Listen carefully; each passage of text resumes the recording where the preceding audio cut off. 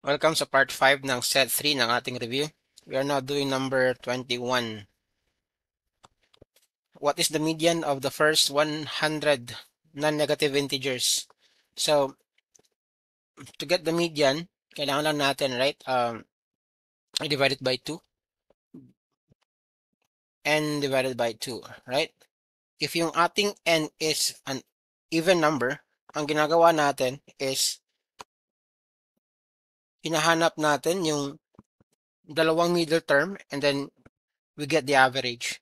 In this example, we have 100. So, ang mangyari dito, meron tayong 100 over 2, this is 50. But again, this is not your answer. Ang kailangan mo is again, yung dalawang 2 middle terms. So, meron kang n over 2 plus 1. This is 51. So, 50 plus 51 divided by 2, this is 50.5. Ito yung ating sagot, letter D.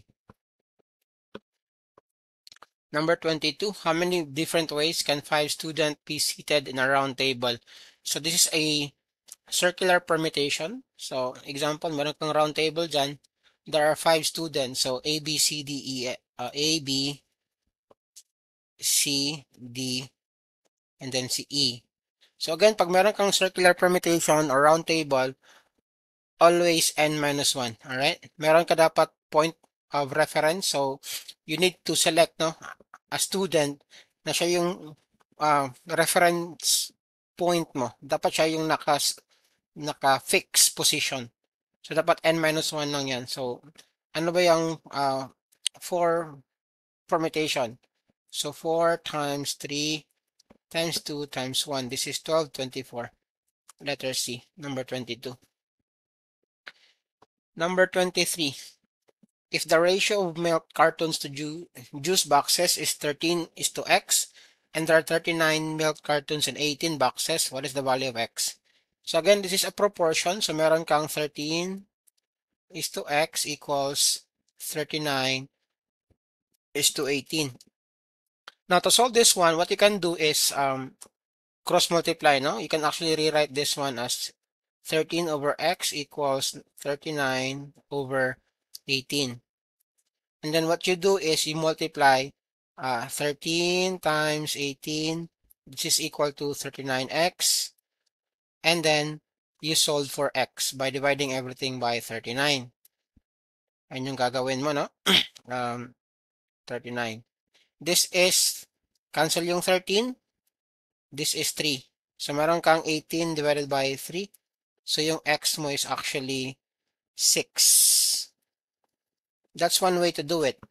Yung pinakamadaling paraan, although it will not always work based depending sa numbers, ito. 13 naging 39. Anong nagawa? Diba you just multiply it by 3? Or you just divide 39 by 3, naging 13. The same dito. 18 divided by 3, that is 6. Alright? Number 24. What is the ratio of the perimeters of two similar polygons if the ratio of their areas is 64 is to 729? So dito, meron kang perimeter 1 over perimeter 2. Kasi nga ratio. This is equal to, again, yung square root ng area 1 over area 2. So ano ba yung area 1? 64. And then ito, this is 8 is to 17. 17 squared is 729. Meron ba? Letter C is the answer. Number 25. If the average of A and B equals the average of ABC, then express C in terms of A and B. So pag sinabing average,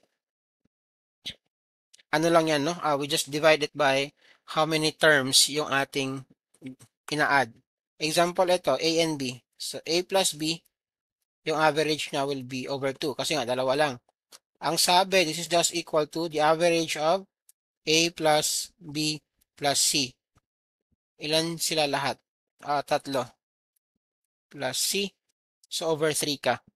So equal sila. And then we just cross multiply para ma-express natin in terms of C. So meron akong, multiply ko lang yan. I have 3A. I have 3A plus 3B.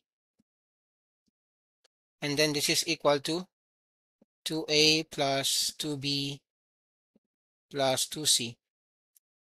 And then what I'm going to do is combine like terms na, lipat lahat sa kabila. This is 2b, by the way. So meron akong 3a minus 2a, that is just a. Tapos 3b minus 2b, that is just b. So plus b equals to c. Divide everything by 2. Meron akong a plus b over 2.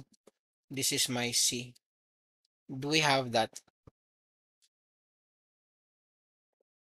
That is letter C. Follow for more.